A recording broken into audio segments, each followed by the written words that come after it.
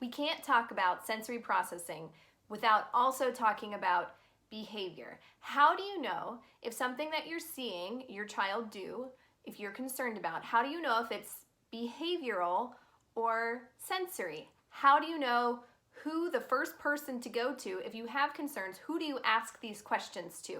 Is it a medical doctor? Is it a behavior specialist? Or is it an occupational therapist? Stay tuned because that's what we are going to cover today.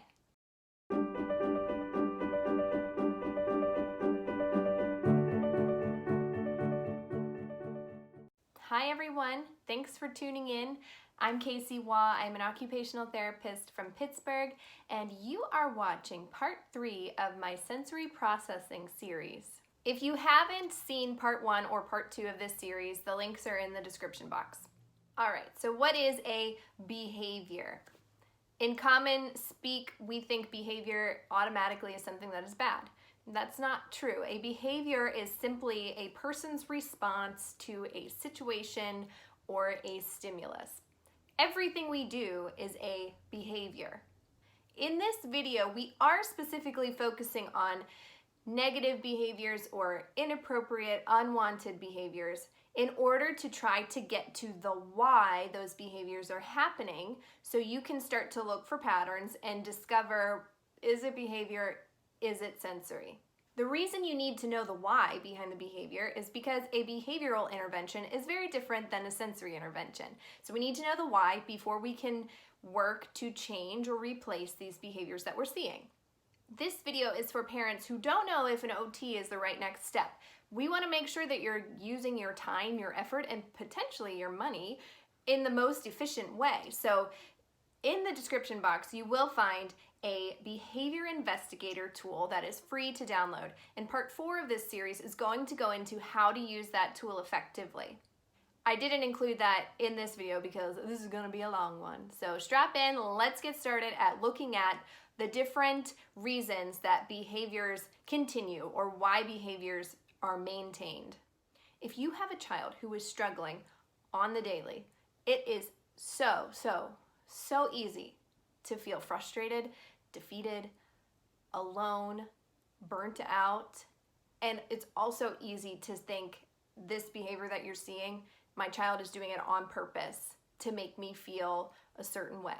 What I want to help you with through this video and part 4 is a concrete and objective or fact-based way to look at behaviors to try to remove some of that emotion. It's hard.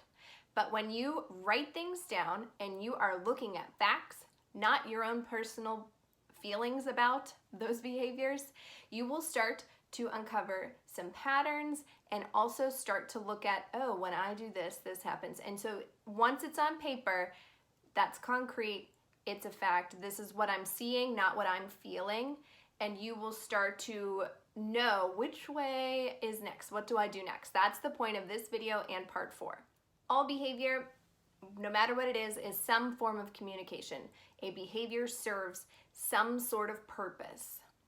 Behaviors that are reinforced in some way, whether it's positive or negative, they will continue. So let's think about, for example, if your child says something that's funny, like they repeat a swear word or they say something and you laugh even though you're trying not to, guess what? Your kid says, ooh, she likes that. And then they say it over and over and over again. If you had not given any response to that utterance the first time, it's more likely that they wouldn't repeat it because they didn't get anything from you. So whether you wanted to or not, you reinforced that by laughing. It's hard, I know. I do it too. If you have a funny story about something that your child did that you should not have laughed at or encouraged, please tell me in the comments because I'd love to hear. With babies especially, they don't really care if the response you give them is good or bad. They're not really there yet to recognize good feedback and bad feedback. Over time, it comes, but a good example is when they're throwing food. They throw it off of their tray. Oh, mom comes over and picks it up. Keep doing it again. See what happens. They're doing things over and over because that's how they learn and that's how they see how the world works. But every time mom comes back and puts it back on, oh, now look, hey, mom's face is getting a little bit funny. Her voice sounds different. This is interesting. So they keep doing it. So whether you're conscious or unconscious of how you're responding to what's happening, you're reinforcing some sort of behavior. All right, so next we're going to look at the 5 reasons why a behavior may be continued or maintained, or we're getting to the why something is happening. First and foremost is medical needs. Is there a medical condition that is causing this behavior to happen? Clearly, you will know if you see like visible signs of illness or pain, like a fever or vomiting. You know that their behavior is going to go down because they don't feel good. But let's also consider some of the more invisible or not so obviously seen medical conditions like reflux or GI issues, stomach or digestion issues, poor sleep, and also poor nutrition. Those are all kinds of things that will impact behavior.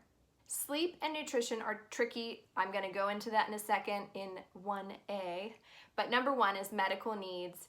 And when you have a behavior that suddenly changes with no explanation, it is likely that there could be a medical condition underneath. Reflux is like a common one that I think of because that pain can come out of nowhere. And if they're playing happily, then all of a sudden, screaming, arching, throwing themselves back, that's a good example of that behavior, screaming, arching, throwing their head back, is because of a medical issue inside. They don't feel good. Behaviors change suddenly, and you also see some other symptoms like for allergies, maybe a rash or constant diarrhea or spitting up, something like that. Your first step is going to be to go see your medical doctor. Number 1A, this goes into medical, but sleep and nutrition. But I'm going to talk about it here specifically related to medical issues that disrupt sleep and nutrition. We get into kind of a catch-22 if it is a sensory-based reason why sleep and picky eating are happening, because you can't like knock off that before we get to sensory as being the reason if they're interconnected. So we're not talking about that. We are talking about medical reasons for sleep and nutrition disruption. For example, sleep apnea. My son had, at 3 months old, was snoring. Babies should not snore. He woke up pretty much every hour and a half on the nose from like day 1 until we got his tonsils and adenoids removed at just over 2? No, just before he was 2. So that is an example of a sleep disruption that is medically based, sleep apnea. Another example could be true nutrient deficiencies or allergies. If you see specific behaviors coming up when they eat a specific food or at the same time after meals, something like that, you see other skin or GI conditions when they eat certain foods, those are medically based disruptions to eating and sleeping, and those would also be something that you talk to your medical doctor about. If sleeping and eating are a challenge for you, even if you have a medical condition involved, an OT can still be helpful, and they may use sensory-based approaches to help with feeding, but we're not getting at the reason for the behavior is still truly a medical basis.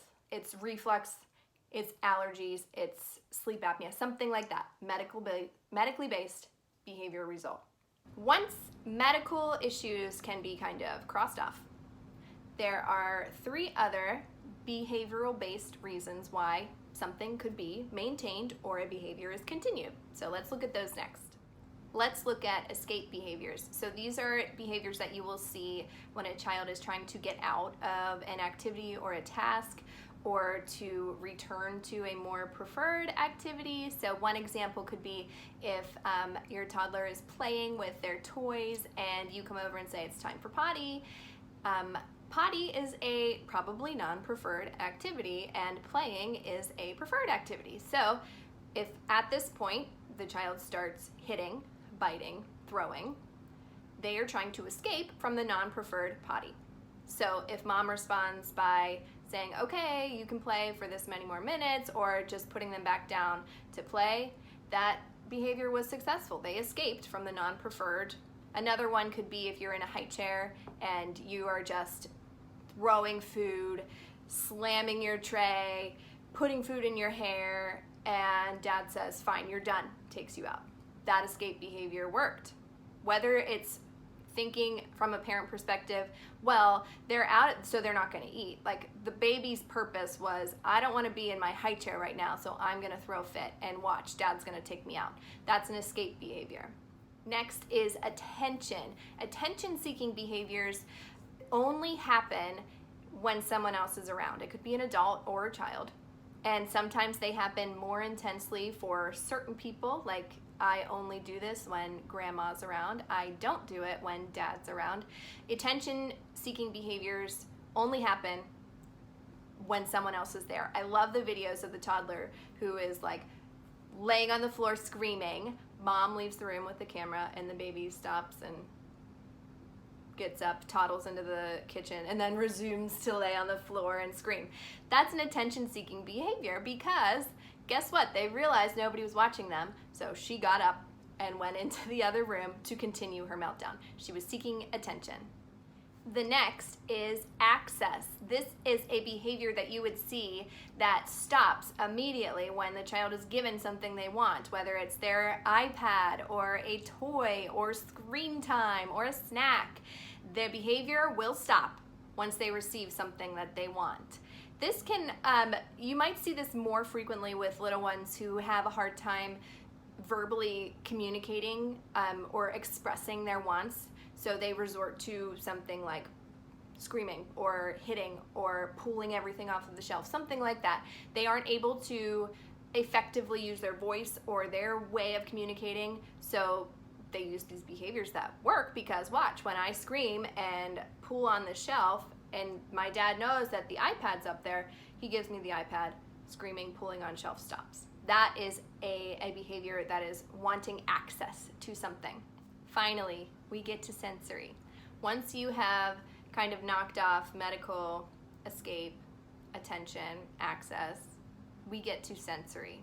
I like to think of sensory behaviors almost as the exact opposite of attention seeking, if that helps you frame what we're looking at. Let's look at this tantrum example again. In attention seeking, child gets up, follows mom because part of her goal is to get a response from mom. A sensory tantrum or meltdown is gonna happen regardless of who is in the room. Doesn't matter if no one's there. It's gonna happen regardless because they are doing something to try to make themselves feel better on the inside. It's not for anyone else. It's for their own, what they're trying to do on the inside. So not all sensory behaviors, or any behavior, not all of them are as extreme as a meltdown tantrum. Some other behaviors we might look at could be hitting, biting, crashing, climbing unsafely onto furniture, not wanting to touch certain textures or foods, not wanting to get their face or hands messy. These are still behaviors that we may want to change, but they're not as extreme as a tantrum meltdown. I want to tread lightly here because I don't want to say something like we need to change behaviors like spinning or flapping because they don't look normal. No, we are talking about behaviors that are disrupting a child's ability to function or participate in what they are expected to do. We are not trying to erase or get rid of sensory behaviors because they don't look normal. That's not, if I will go on a tangent. That's not what this is for. We are talking about behaviors that are disrupting participation in eating, in dressing, in playing, in participating with family. Those are the sensory behaviors that we do want to intervene because they're preventing that child from participating fully in their environment. In part 2 of this series, I talked about arousal levels. So these behaviors that you're seeing, whether they are extreme like a tantrum or something smaller like chewing on something that isn't food related, the child is doing this because they are trying to get themselves from either out of a high arousal level or a low arousal level into a place that is more just right, kind of in the middle. So let's review. High arousal can look like fear, anxiety, excitement, risk-taking. Low arousal could look like tired, detached, zoned out, bored. So these extremes in arousal level, they don't feel good. So kids who are using sensory behaviors, whether they are really working for them or not, again, go back to part 2, they're trying to get themselves more leveled out because these parts of our arousal levels don't feel good. They don't like them. Kids don't like it, so they're going to do what they can to try to make themselves feel better.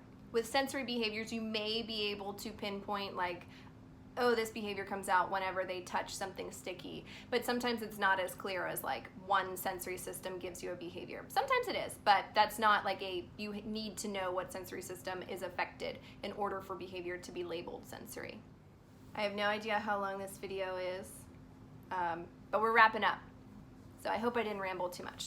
In part 4 of this series, I will talk about specifically how to use the Behavior Investigator tool that I created. You can download it in the description box of this video for free. It will also be in the part 4 video. So what you want to do at this point, if you're like trying to figure out what the behavior is, why it's happening, download that tool and then watch part 4 where I go into how to use it effectively. This tool is not a diagnostic tool. It's not going to tell you, aha, this is what's going on. It's more to help you as a parent look for patterns in your child's behavior and also in your behaviors, so you know where to go next. Like I said, medical doctor, behavior specialist, OT. So download that tool if you need it. Like my video if you liked it. Share it with parents, friends, teachers, whoever. Share it with whoever you think would benefit from it. And I thank you for watching, and stay tuned. If you need to, watch part 4. That's coming up next. So thanks guys, and I'll see you next time.